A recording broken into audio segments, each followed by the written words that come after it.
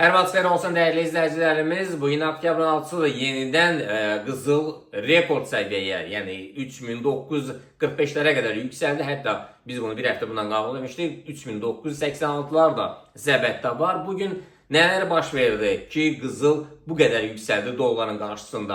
ABŞ hökuməti qismən bağlanma, government shutdown riski, ABŞ hökumətinin maliyyələşməsi ilə bağlı impas blokada ehtimalını investorları təhlükəsiz liman aktivlərinə yönəldib. Safe haven güvənli liman tələbi maliyyə bazarlarına qeyri-müəyyənlik artanda investorlar risk aktivlərindən çıxıb, yəni birbaşa qızıl kimi sabit hesab olunan aktivlərə istiqamətlənirlər və bu səbəbdən də birbaşa olaraq, yəni qızıl sürətlə yuxarı doğru istiqamətdən davam etdirdi. Yəni yenidən etdirəcəkmi, yuxarı qalxacaq, qalxmayacaq, sonra gəldi isə təbii ki qalxacaq. Bəzi traderlər fikirləşir ki, səhər saatlarında 61 dollar qalxıb daha bundan sonra hara qalxacaq? Təbii ki qalxacaq. Eyni vaxtda gün ərzində 100, 120, 150 dollar qalxa bilir və ya da enə bilir. Gəlin keçək, yəni satış əməliyyatlarının qızılda günün ikinci yarısını 3920-lərdən gələcək. Alışlar isə təbii ki 3945-lərdən yuxarı formasında yenidən yeni bir maksimum imza atacaq.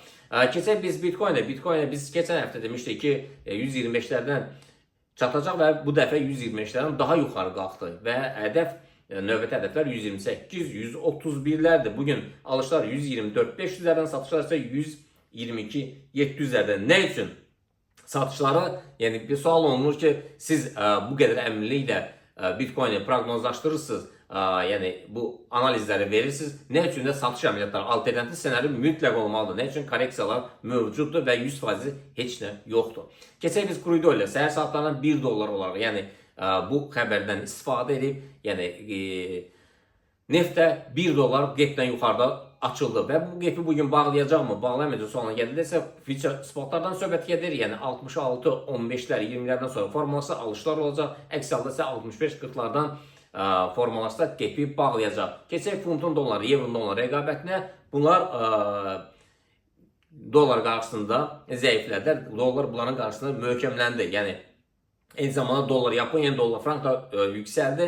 Funtun dollar rəqabəti, evron dollar rəqabəti qepdən aşağıda açıldı və yenidən aşağı enəcək mi sualına gəldi isə ancaq 1.34-200'ləri gözləyin. Təbii ki bu bizim fikrimizdir, qərar sizindir. Alışlar isə 1.34-800'ləri. Ona qədər qep var, qepi bağlaya bilər. 34-550'lərdən bayi edə bilər 34-800'lərə kimi. Euro dollarda da eyni zamanda euro dollarda da alış əməliyyatları günün ikinci yarısı, satış əməliyyatları isə 1.16-700'lərdən yenə bilər. Nasdaq S&P Dow Jones DAX-a gəldi isə bunların alış nöqtələrini nəzərə çatdırın. Nasdaqda 24.972, S&P-də alışlar 6757 və Dow Jones-da isə 46998'lərdir. İnşallah görüşmək ümidi ilə sağ olun.